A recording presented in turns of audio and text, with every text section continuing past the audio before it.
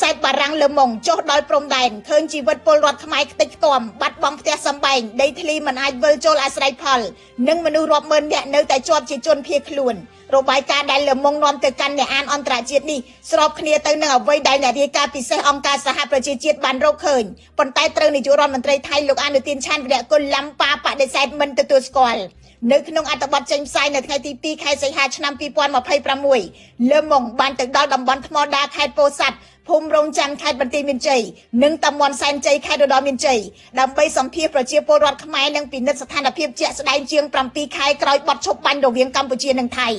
មុនទៅដល់ច្រកព្រំដែនថ្មដាអ្នកសារព័ត៌មានបានឃើញផ្លូវត្រូវបានបិទដោយទូកុងតឺន័រជាង10ដែលខ្លះជួទង់ជាតិថៃនិងរារាំងការធ្វើដំណើរគ្រប់ប្រភេទនៅលើរបាំងមានទីតាំងយោធាថៃការពារដោយបាវខ្សាច់សំណាញ់ប្រឆាំងដ្រូននិងកាមេរ៉ាតាមដានតំបន់ជុំវិញទីហ៊ានកម្ពុជាម្នាក់ដែលលើម៉ុងបានសម្ភាសអះអាងថាកងទ័ពថៃបានរុលចូលក្នុងទឹកដីកម្ពុជាប្រហែល800ម៉ែត្រហើយបានដាក់បន្លាលួសនៅថ្ងៃបត់ឈប់បាញ់មុននឹងដាក់ទូកុងតឺន័ររារាំងផ្លូវកាសែតបារាំងរាយការណ៍ថាទូការប្រយុទ្ធបានផ្អាកតាំងពីចុងឆ្នាំ2025ក៏ដោយចំពោះប្រជាពលរដ្ឋជាច្រើនសង្គ្រាមមិនទាន់ចប់ឡើយអ្នកខ្លះមិនអាចវិលចូលផ្ទះវិញព្រោះផ្លូវត្រូវបានបិទដោយទូកុងតឺន័រនិងបន្លាលួសអ្នកខ្លះទៀតអាចវិលចូលផ្ទះវិញប៉ុន្តែមិនហ៊ានស្នាក់នៅពេលយប់ដោយសារការភ័យខ្លាចការប៉ះទង្គិចអាចផ្ទុះឡើងជាថ្មី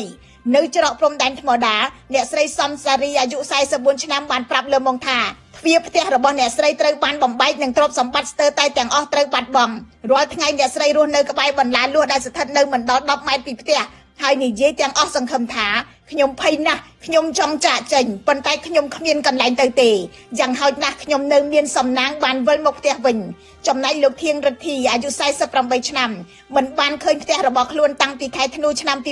2025ព្រោះផ្លូវត្រូវបានបិទដោយទូកុងតឺន័ររបស់យោធាថៃហើយបច្ចុប្បន្នលោករស់នៅភូមិរងចាំដែលលោកពណ៌នាថាប្រសើរជាងរស់នៅក្នុងតង់ប៉ុន្តែមិនមែនជាផ្ទះរបស់ខ្ញុំទេគួរឲ្យចាប់អារម្មណ៍លើម៉ុងបានបោះពុម្ពផែនទីមួយអមជាមួយអត្ថបទដោយបង្ហាញទីតាំងដូចជាភូមិជោគជ័យព្រៃច័ន្ទនិងបឹងត្រកួនស្ថិតនៅខាងក្នុងទឹកដីកម្ពុជា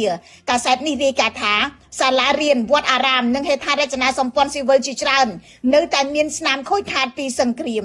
ទោះយ៉ាងណាលើម៉ុងក៏បានបង្ហាញចំហរបស់ភាគីថៃផងដែរអត្ថបទបញ្ជាក់ថារដ្ឋាភិបាលថៃបានច្រានចោលការចោទប្រកាន់របស់កម្ពុជានិងអះអាងថាកងទ័ពថៃកំពុងឈរជើងលើទឹកដីជាអធិបតេយ្យរបស់ខ្លួនថៃក៏មិនទទួលស្គាល់តួលេខដែលកម្ពុជាអះអាងថានៅមានប្រជាពលរដ្ឋជាង20,000នាក់មិនទាន់អាចវិលត្រឡប់ទៅផ្ទះបានដែរការចេញផ្សាយរបស់លើម៉ុងធ្វើឡើងតែប៉ុន្មានថ្ងៃប៉ុណ្ណោះបន្ទាប់